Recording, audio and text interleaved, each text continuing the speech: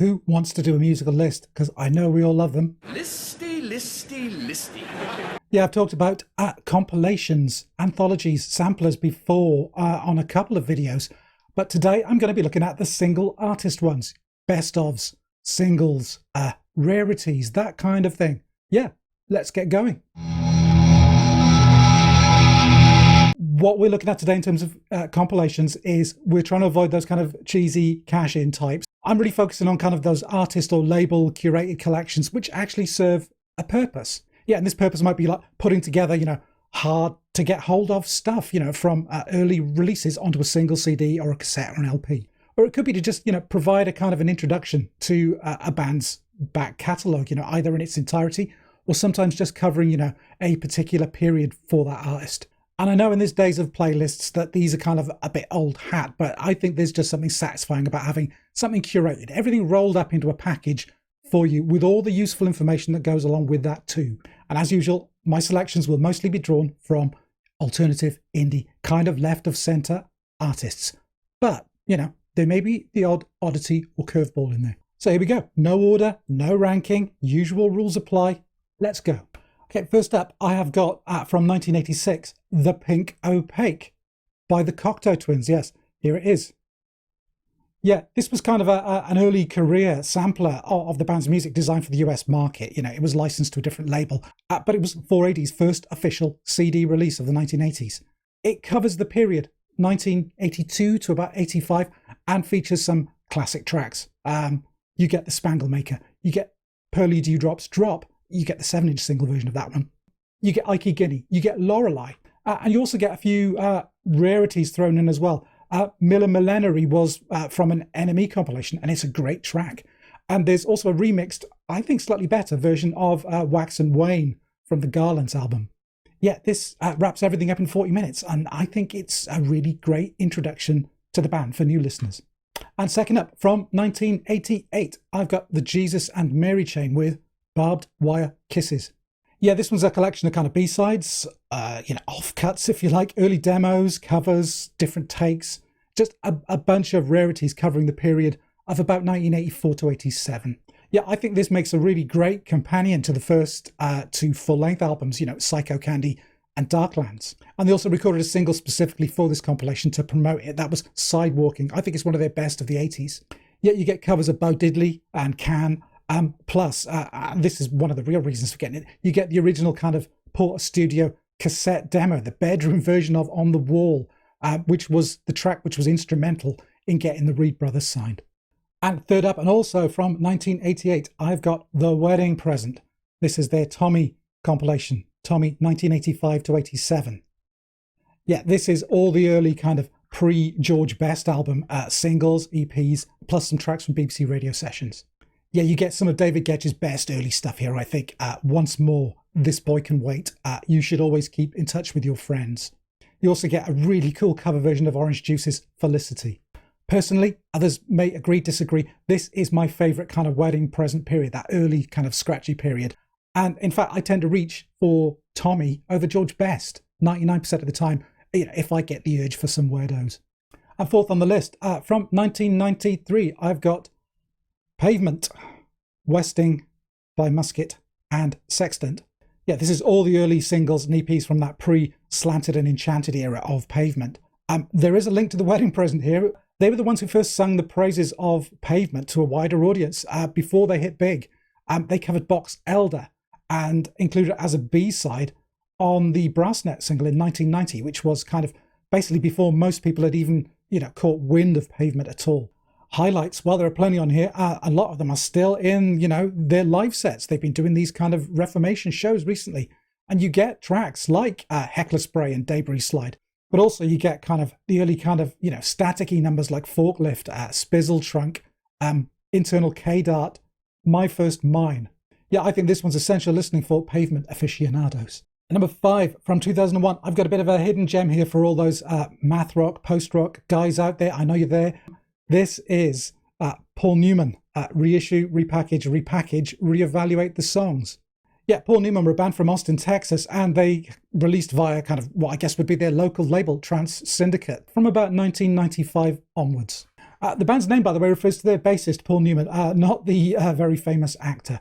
Yeah, they are mostly instrumental, but, in the space of 2 or 3 tracks, they could really show some depth, I think.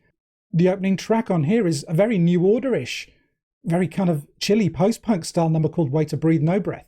That goes straight into the second track, which is called All Black, All Anal. This is like an instrumental post-rock style number. And then straight third track along, you get a very screamy, savage, Midwestern kind of mathy kind of riffing track called Beeline to Mamu. Yeah, they were never leading lights of any particular scene, but I think this compilation really shows them in a good light and, not as widely celebrated as a lot of their fellow scene mates. I think this is a really good compilation of stuff if you've never heard anything by the band at all. Yeah, and 6th on the list from 1984. This is the one that no one ever really thinks of as being a compilation, but yeah, it is. This is Hatful of Hollow by the Smiths. And for me, I generally tend to reach for this one ahead of that debut self-titled album. I think the production on that first album was okay, but not as good. It didn't show the band in as great a light. Whereas the radio sessions versions of some of the tracks on here, I don't know, they're livelier, they're just better. That's my take on that. Not much to add, really. I mean, you get singles and you get those great BBC Sessions tracks. You get William, It Was Really Nothing. Please, please, please let me get what I want. Handsome Devil. Heaven Knows I'm Miserable Now. Yeah, there are other good Smiths compilations, not the kind of the post-split ones, they're horrible, but things like The World Won't Listen and Louder Than Bombs. But for me, Hatful is great because of that raw kind of unbridled edge that you get on some of the radio sessions tracks. That's the real draw for Hatful for me. And we'll be sticking around in Manchester for the next 3 of these, starting with this one. This 7th on my list is the Buzzcocks Singles Going Steady from 1979. And I think, as great of that first run of studio albums for the Buzzcocks were, Another Music, Love Bites, different kind of tension.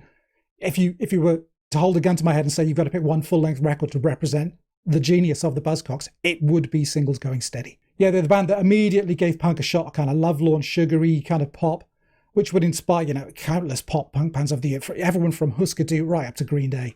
Yeah, you get all the hits in one 47-minute sitting. You get What Do I Get? Ever Fallen in Love? I Don't Mind. Harmony in My Head. Everybody's Happy Nowadays. I think this one is essential. And at 8th on my list, this one was compiled in 2002, so it is a slightly retrospective one, but nonetheless, it's a good one. This is The Fall, Totally Wired, The Rough Trade Anthology.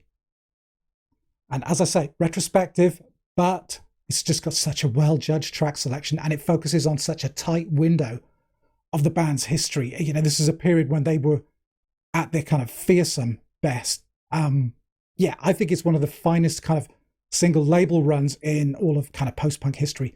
And this one covers a period from about 1980 to 1983.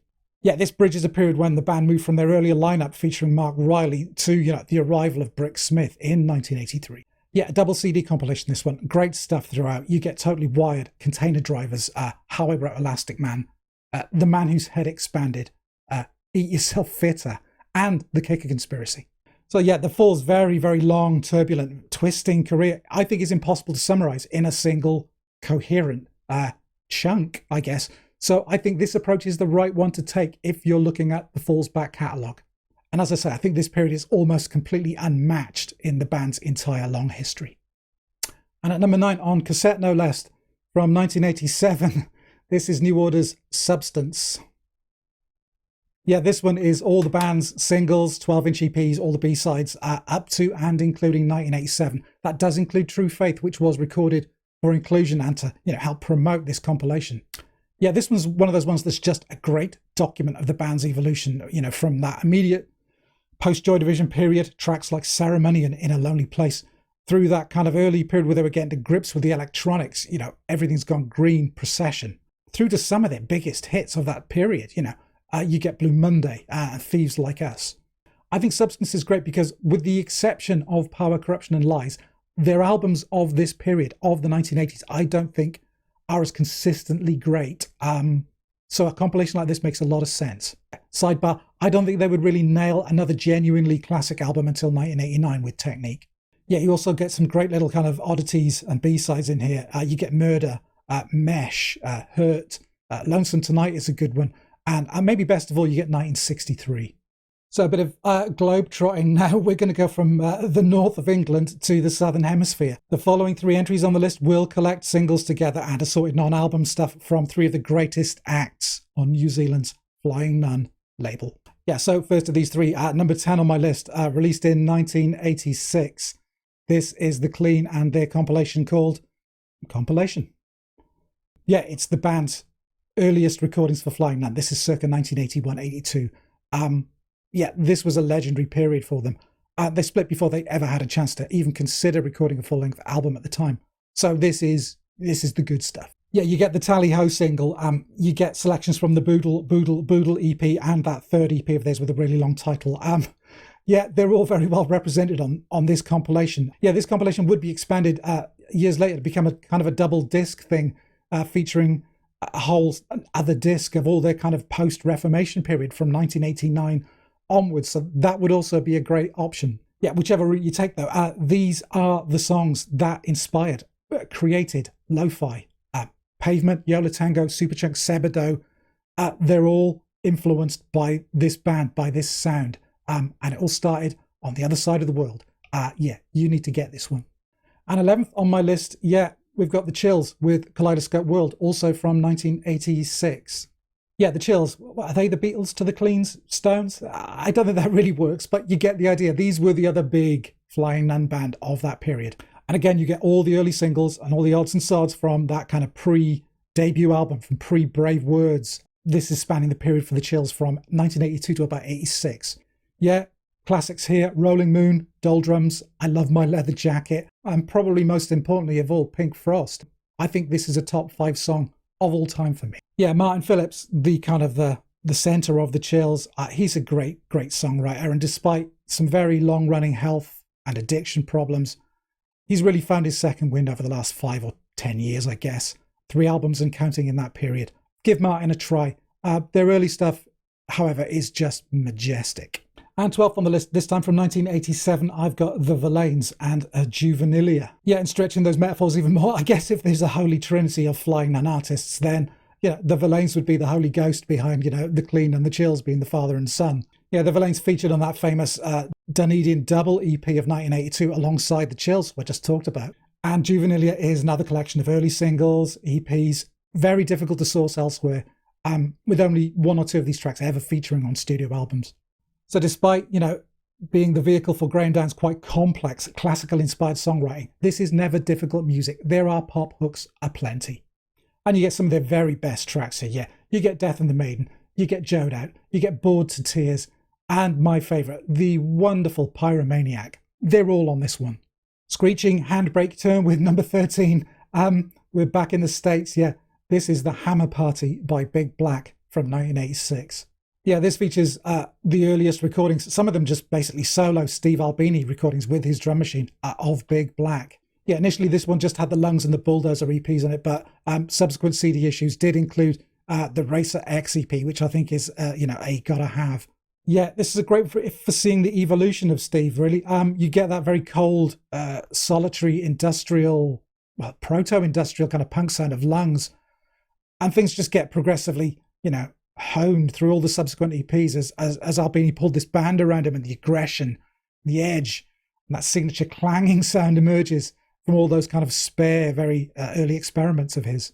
Yeah, the aesthetic on here stays the same, but, you know, the scope and the execution, you just feel them filling out and broadening exponentially. And while the studio albums may eclipse a good portion of this material, you know, real fans will need this. Yeah, just tons of great tracks on here. You get Steelworker, Dead Billy, Pigeon Kill, I'm a Mess, Texas, Cables, and the title track of the Racer X EP. And 14th up on my list from 1992, I've got Incesticide by Nirvana. Yeah, there's not too much to say about this one, really. It was just a contemporary compilation at the time of singles, B-sides, radio sessions, compilation tracks of that kind of pre-Nevermind Nirvana. Of interest, this one actually features all 4 drummers who ever played with Nirvana. You get Dale Crover, Chad Channing, Dan Peters, Dave Grohl, spread across all the tracks on here. Yeah, Sliver and Dive are the essential ones here, I think. The stepping stones between, you know, Bleach and Nevermind. And despite not being complete, you know, I mean, we should have had Spank through on this one, I think. This one just really captures the spirit, you know, the vibe of the band at this exact moment in time. at this stage in their development. Oh, and it also happens to include Aneurysm, which is just one of their greatest songs. Also from 1992, 15th on the list, I've got Tossing Seeds by Superchunk. Yeah, Superchunk of Chapel Hill, North Carolina. I guess you'd call them contemporaries of Nirvana, but yeah, they weren't grunge by any stretch. I guess you'd call them like a kind of a punk-influenced indie rock, but very strong with the pop influences. Always a little noisy edge there, though. Yeah, this compiles the earliest kind of singles and EPs the band released alongside their first two studio albums, which would be Superchunk and No Pocky for Kitty. Yeah, some classics here. You get Slack Motherfucker. You get My Noise. You get Fishing. You get Cool. You also get a bunch of covers on this album, two of which are Sebado cover versions. You get their version of It's So Hard to Fall in Love and Brand New Love. But that doesn't make Superchunk lo-fi. I don't think so. It's some kind of power punk, indie rock, yeah, whatever. Next up, 16th on my list, and this is from 1999. This is Grandaddy, the Broken Down Comforter collection. And I think this is one that you can file alongside, Pavement's Westing compilation that we looked at earlier.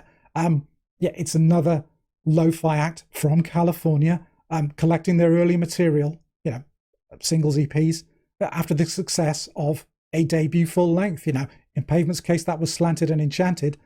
In Grandaddy's case, that was Under the Western Freeway, which I still think is their best. Yeah, and Western Freeway is probably still the starting point for the completely uninitiated, but this compilation has got some great highs from those early EPs. Yeah, Wretched Songs, Kim, You Bore Me to Death, Seek in a Buyer VW Bug, and Fentry. Yeah, these are great tracks, and this is a good compilation for the fans. Okay, we've got 17th on the list now, and this is probably maybe the big curveball on this list for all you indie rockers out there. Yeah, this is from 1994. This is Makorokoto, the best of the four brothers. Yeah, unexpected, a curveball. Yeah, on the surface, yeah, but anyone who found their musical taste shaped by the late John Peel on his long-running BBC radio show shouldn't be surprised at all that I did include this. Yeah, John loved African pop music, and this Zimbabwean kind of JIT group, the four brothers, were, I think, his favourite. And no, they weren't brothers. Yeah, this is fabulous music, bright, kind of ringing, circling, repetitive guitar lines. If you're unfamiliar with JIT as a style, the closest you'd find on a kind of a mainstream record would be, if you think of Talking Heads' Naked album, the big single off that, Nothing But Flowers, that would put you in the right ballpark.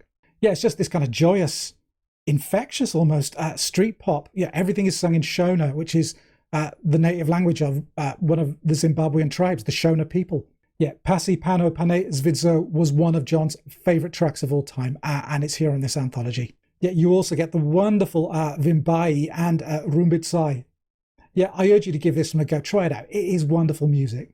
18, yeah, Tenuous Connections Ahoy again, this time about the number 4. We just had the Four Brothers. This is Gang of Four, A Brief History of the 20th Century from 1990.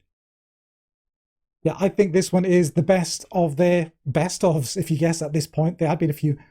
Shortly after this, they'd released the album Mole, which, well, wasn't great. But this one features a great selection of album and EP tracks, including even a few from Hard, which was probably their low point again. But the two tracks you get from Hard are probably the two that you would want to hear on that. Yeah, this compilation is a really solid place to start, I think, if you're new to Gang of Four. Yeah, the Entertainment and Solid Gold albums are very well represented, and both of those are absolute stone-cold post-punk classics. Great to see Capital It Fails Us Now. That's from the wonderful Another Day, Another Dollar EP, and I think it's one of their most underrated tracks. Also, little shout out here for something I don't normally mention when I'm talking about these albums, but the liner notes. These were written by Grail Marcus, and they are excellent. And 19th on the list, yeah, more post-punks. This one's from 1993. This is Wire's The A-List from 1985 to 1990. And for me, this is my personal thing. I think Wire are the greatest band of the punk and post-punk era, full stop. They are as relevant, prolific, essential with their current releases as they are with their kind of initial late run of material in the late 70s. Yeah, this covers their band's kind of post-Reformation period after a short hiatus in the early 80s. It's a selection which was kind of made by polling critics, fans, musician friends, and just totting up the votes. Yeah, there's a lot to love from Wire in this period, but I think it is spread quite widely over like disparate LPs, EPs, that kind of thing. So again, I think this is a really great introduction to this period of the band, in the same way that the Fall compilation I talked of was, a great introduction to that period of the Fall. Yeah, some brilliant material here. You get Kidney Bingos, you get Eardrum Buzz, Drill, Ahead, Over There's, In Vivo. These are all great songs. And the final entry on this list of 20 from 1997, I've got Mogwai, 10 Rapid. And I know there'll be people out there who don't agree with me, but I've never been wholly convinced by everything Mogwai have done. I can take or leave a lot of this stuff. Certainly a lot of the stuff that a lot of post-rock lovers rave about, like Young Team, Rock Action. Yeah, just my opinion. Your mileage may vary, but I really like this compilation of the very earliest stuff from 95 to 97. And I can't quite put my finger on why. It could be just as simple as that I can just hear their influences more clearly, which I guess isn't exactly a ringing endorsement. I don't know. It is what it is. I like it. Yeah, there are some really good tracks on here. You get Summer, you get New Paths to Helicon, parts 1 and 2. Part 1 is especially good. You get Ithaca 27-9 and something like I Am Not Batman. Yeah, this is the Mogwai that I can kind of get with. And if I can, then you're probably already a fan and you will love this. Okay, that's my main list. There are a few things you could kind of bandy around after this if you like. A few extras I'll just throw in if you like. There's The Cure's, there's Standing on the Beach, the singles. I can't put my hand on the cassette at the moment, but I do have the video version of that, which is called Staring at the Sea. This is like the video companion to that compilation. I'd also recommend this one. This is XTC's Fossil Fuel. Their singles from 1977 through to 92. Yeah, and if you're after the B-sides of, a couple of big bands, these two are also good calls. This is Dead Letter Office by R.E.M. and that's the complete B-sides of the Pixies. These are both pretty good. And stepping outside of kind of alt indie spheres for a while, if you want to head back to kind of some classic rock and pop kind of compilations. These are a few that you can't go wrong with, I think. This is the classic Leonard Cohen, one of the Leonard Cohen's greatest hits. Yeah. You find this everywhere. I think Neil Young's Decade, this one here. This is a double CD spanning everything from kind of early Buffalo Springfield all the way through to kind of like late 70s period Neil Young. Very good. And I suppose it'd be rude not to mention at least one of these. Yeah, the Beatles, the red and the blue ones. You should know these. So there we go, a list of 20 single artist compilations. Do these really have much relevance these days with playlists and the like? I don't know. They seem to fall out of favour as well because, that kind of collector completist mentality, with physical media does kind of push people towards, getting all the old stuff. And, for years, people have been sniffy about these. I like them. I like a physical thing that's been curated by someone. And yeah, you get all that extra information with these that you wouldn't get on a playlist. Anyway, yes, what do you think? Yeah, is there anything I've missed? Is there anything you take issue with that I've listed here? Please comment below and we'll have a chat about it. Anyway, yeah, that's it. That's all that remains is to say, yeah, please like and or subscribe if you feel you want to watch more of my content. And in the meantime, yeah, take care and bye for now.